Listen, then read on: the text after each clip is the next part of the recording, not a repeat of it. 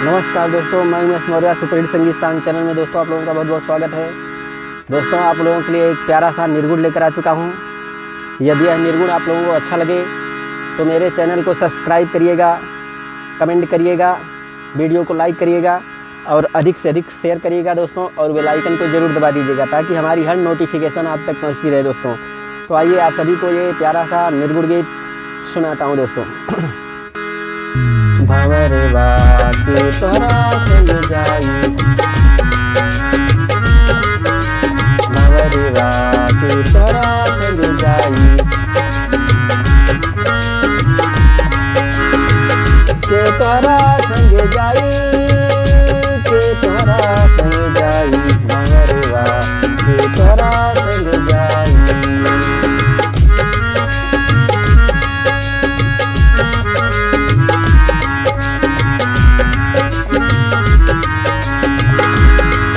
आवत देरिया सबको जाने, द्वारा पे बाजेला बधाई।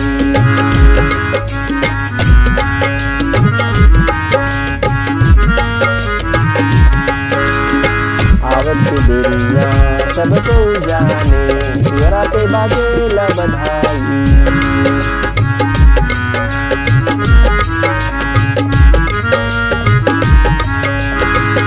जाते के देरिया कौन जाने, हमसे अकेला जाई।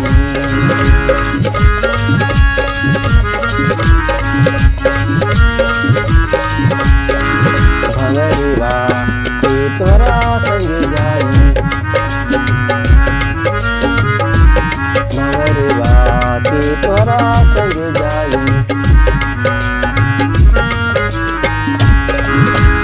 के तोहरा संग जाई, के तोहरा संग जाई, भंवरवा के तोहरा संग जाई।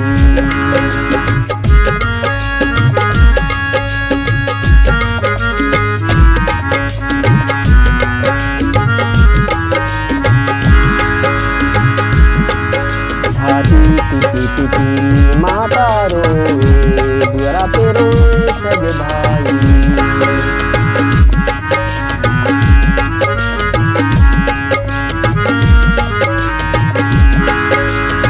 पीटी पीटी माता रोए, द्वारा पे रोए सब भाई।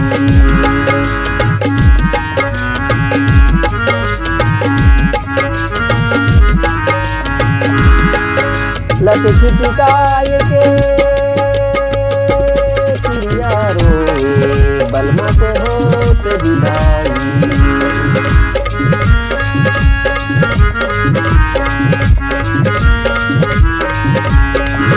भंवरवा के तोहरा संग जाई,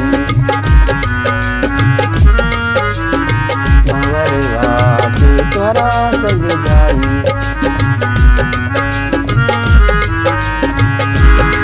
के तोहरा संग जाई, के तोहरा संग जाई, भंवरवा के तोहरा संग जाई।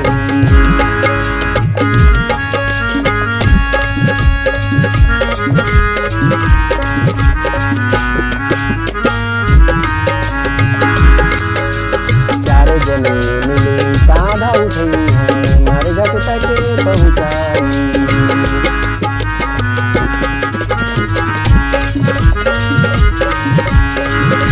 चारों जने मिले कांधा उठई है, मारे घट तक पहुँचाई।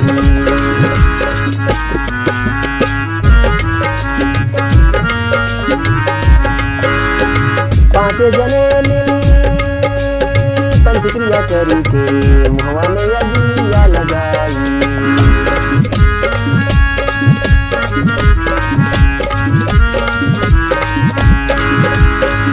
पांच जने मिली पंचक्रिया करी के, मुहवा में अगिया लगाई।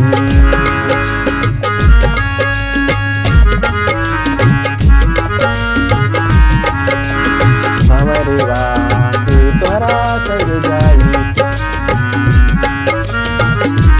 भंवरवा के तोहरा संग जाई।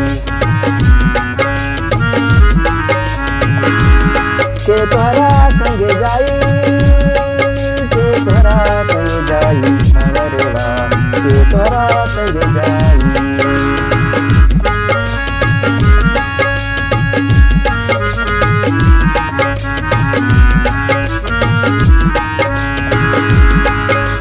कबीर सुनो भाई साधु,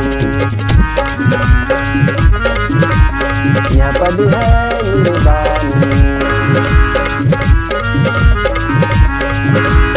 कहते कबीर सुनो भाई साधु, यह पद है निर्वाणी।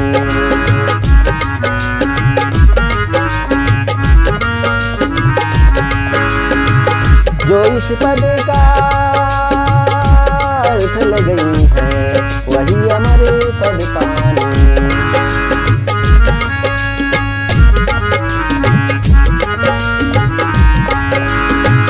जो इस पद का अर्थ लगई है, वही हमारे पद पानी।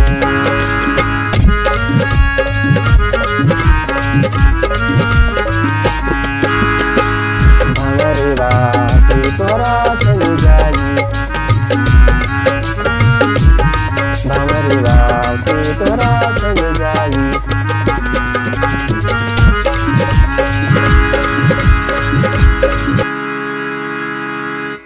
नमस्कार दोस्तों।